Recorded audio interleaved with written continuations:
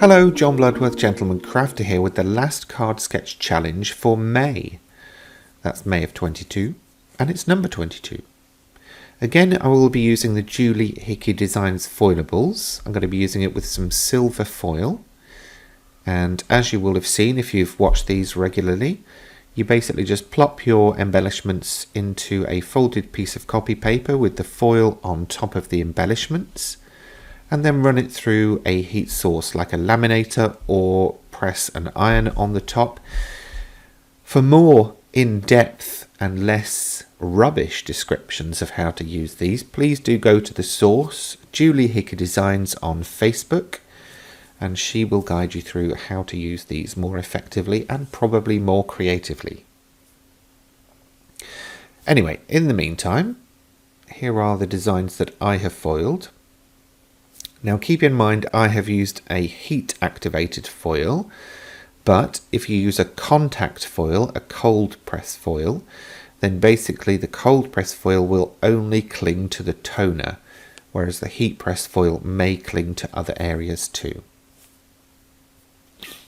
Okay, I've got a couple of dies also involved in this one, together with some pattern paper. So first up, I shall trim the paper down to the size that I need. And if you would like any guidance on the actual sizes used, please do head over to my website, gentlemancrafter.com, and you will be able to download a sheet containing the layout with measurements, plus a picture of this card for inspiration. And of course, you are welcome to store those or print them, do whatever you want with them really, other than anything commercial, you know what I mean. I'm just inking the edges, and I had a lot of green already on this sponge, so the pool colour kind of didn't really come through, and I got more of a green edge, but it actually worked, so I'm grateful.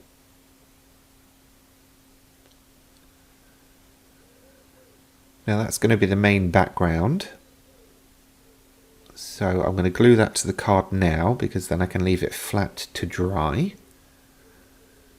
before I start sticking things all over it.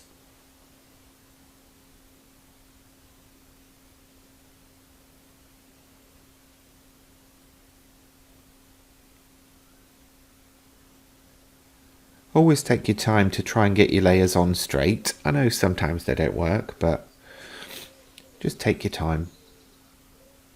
Now for a bit of trimming and also die cutting. First up, trimming. The first strip that I cut is going to be a strip that runs up and down the card, and then the next two strips that I've cut are basically going to be die cut by the bow strips. Bow strips? You know what I mean, bow tails. The dies that I showed you at the start of this video. That'll do.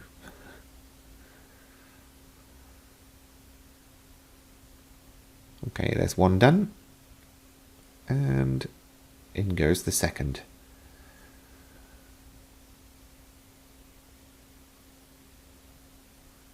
And believe it or not, that's everything I need to make the card. So let's do that. First, the strip. Now I actually thought this piece of card was 6 inches long, but it wasn't. So it didn't quite meet the top and bottom of the card, but actually having it sit in between the edge of the patterned paper and the white card worked. Worked for me anyway. Don't know what you think. You could always pop your comments in the relevant section below the video. Try and make them polite. I'm just gluing the centres of these fishtail strips. That's what I'll call them. Because then I've got a bit of maneuverability with the tails later on if I want to maybe add some dimensional glue underneath and raise them up.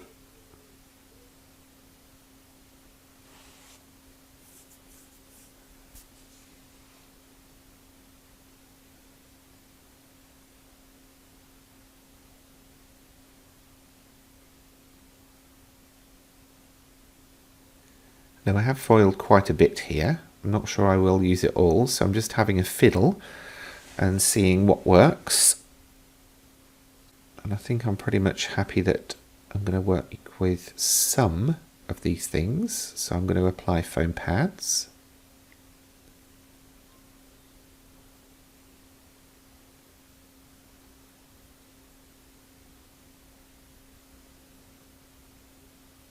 Then I'm going to pop them on. And while I start building this up, please do let me remind you that we have a Facebook group where people are sharing what they make from these challenges.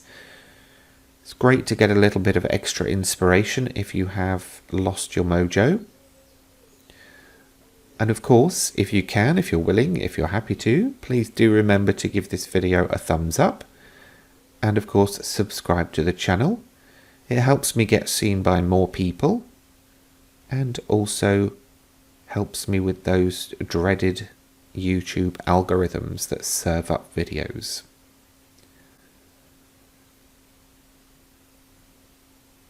Mind you, if you hated it, give it a thumbs down and block my channel. I think the point I was making was, it's your choice. But I would be grateful if you could do the positive things. Okay, so I've got a big flower going right in the middle. Plop. In fact, just off the middle, just up a little bit. And then the sentiment strip is going to go on. This could go actually bottom right of that card. It could stick out from underneath the flowers, but I thought, how fabulous, if the eye is going to be drawn to the bouquet anyway, just stick the sentiment there too. There's a bit of card maker's logic for you.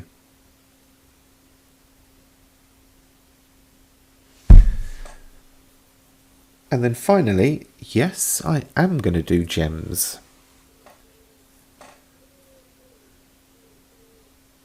I always debate whether to do gems with foils because it's double sparkle, but in this case, actually bringing the colour from the background into that silver foiled area worked.